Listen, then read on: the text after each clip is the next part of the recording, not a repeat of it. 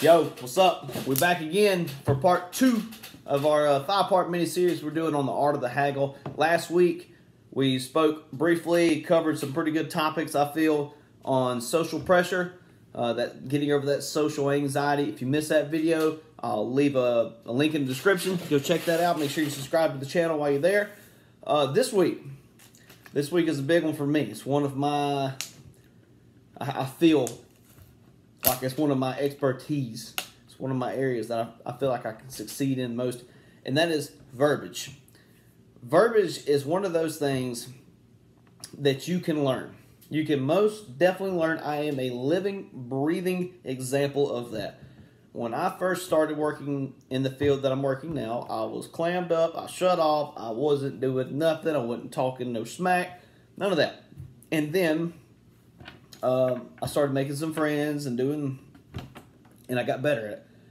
I started progressing, and finally I started surpassing everyone. And why I feel so confidently about my verbiage is because I've tried it on so many different people, on just random subjects, on random topics I don't even have to know a whole bunch on, but it's just the way that I talk and the way that I act can really make anyone who's engaged with you feel like you know what's going on. So why is this important to haggling? Well, first off, it's extremely important. It's one of the most important things there is when haggling with someone, if they want to haggle. Some people don't want to haggle. Some people are like, you can have it for 10. Just get it out of my garage, get it out the way, take it, I don't care, throw it in the dump, do whatever. Some people are like that. But there are people, there's a lot of people who are like, there's some sentimental value to that. My grandmother used that coffee pot one time to make her a cup of coffee. All right, then. Well, let's talk about it. Well, I know that coffee pot right now at Walmart sells $14.99. You're trying to sell me that coffee pot for $15. So I can go buy a brand new one for $15. What do you think yours is worth? Well, it's worth $15 if you can get it brand new at Walmart. This was only been used one time by my grandmother in 1986. No, that's not how this works. All right. First off, it's been used. That immediately cuts a gigantic dollar off the top. Right, just like that. So I know that coffee pot is worth $10 now. Well, I'm not taking any less than 12. If I got you to come down once, I can get you to come down again. Plain and simple. That's how this works. You throw out a number, I throw one back at you. It's that constant little fishing game. Always start a little bit lower. Always start just a little bit lower than your target price is. And the reason I say that is if I say, well, I'll give you $12. He's like, oh, yeah, $12, take it. Back of your head, you're going, crap, he would have took 10. Start out, I'll give you $8 for it, man.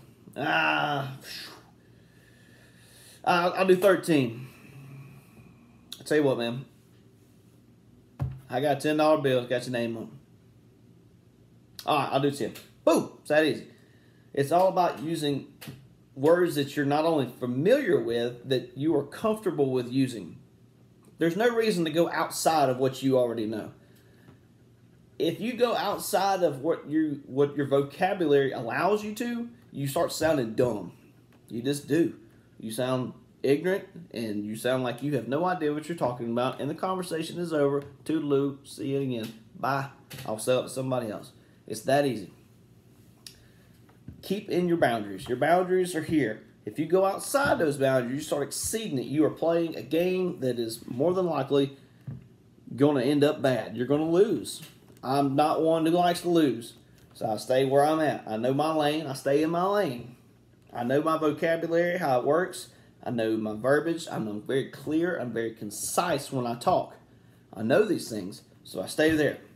Now, if I develop some better vocabulary by reading or listening or kind of anything, really, then, okay, now my lane's getting a little bigger. One thing that I use, one of my biggest tools that I use to expand my vocabulary and my verbiage is listening to podcasts. And the reason I say that is because there's a lot of people out there who are way smarter than me. I got a big head, but they ain't, this thing ain't full up with brain. You know what I'm saying? It's got a lot of whatever you want to call it. There's space in there. I can hear it rattle a little bit. But I listen to these podcasts like the Joe Rogan podcast. I listen to Gary Vaynerchuk a lot. I listen to Brandon Schaub a lot. Theo Vaughn. 3 of those guys were comedians. 3. Joe Rogan's a comedian. Theo Vaughn's a comedian. Brandon Schaub's a comedian. But they have a different skill set than I do when they speak. Their verbiage isn't the same as my verbiage. So when I listen to them talk over and over and over again, listen to their podcasts, a couple different ones, you start going, dang, I can use that word in place of this word, and that word sounds better. I feel like I could sell that word better. So what this boils down to is don't go outside of your lane. Stay in your lane. If you're not comfortable with it, you feel like you can do better, deploy a tactic that you can learn more verbiage. Read a book. It don't matter what it is. You can read a Dr. Seuss book.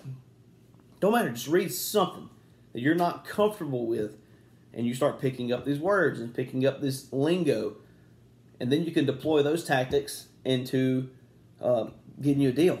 You know, doing that little bit of haggle. That haggle does not come. You're not like this whole deal isn't going to come in 1 or 2 tries. It's just not. Let's be real. Let's be honest here. It's not happening. Stick to it. Stay the course. Work through it. You're going to hit speed bumps. You're going to get turned down a lot. You're going to get told no a bunch. All of this is going to happen. It's going to happen. Just wrap your brain around it. But if you keep pushing, you keep trying, you start getting these little victories. Now we're getting somewhere. Now we're getting some stuff. I'm buying some stuff now. They're selling their stuff to me for a lot cheaper than they're asking. So keep practicing. Don't give up. Just keep pushing on. Just keep on, baby. There ain't no reason to stop. There ain't nobody stopping you but you. So let's keep doing this. Let's work on that. Last week we worked on our social pressure. Now we're talking to people and we got some conversations happening. Now let's stick to what we know. Stick to who we are. And just talk. And just speak and have long, casual conversations with random people if you want to. I mean, you can have a conversation with your cat. I don't care. Cat's not going to be able to give you anything back. I mean, I don't know. There's some smart cat. You know, anyway, what do you know what I'm saying? Just give it that chance. Give it the chance. You're going to get turned down a lot. People are going to think you're strange. They're going to think you're weird. Oh, well. So are you. Don't worry about it. Make sure you subscribe to the channel. Make sure you follow us on Instagram and Facebook. Don't forget about this. This is a very, very key thing. These 5 episodes, they all go to one topic. They're not separate things. So if you watch this one and the last one and you don't get to watch the next one, which will be on confidence, you're going to be missing one of those key pieces. You know, it ain't necessarily going to be detrimental to your vision here, what you're trying to do in the haggle, but it could be. So make sure you watch next week. Next week we're going to talk about confidence, body posture, body language, all this kind of good stuff. Y'all stick around. Next week's going to be good. Hope y'all enjoy.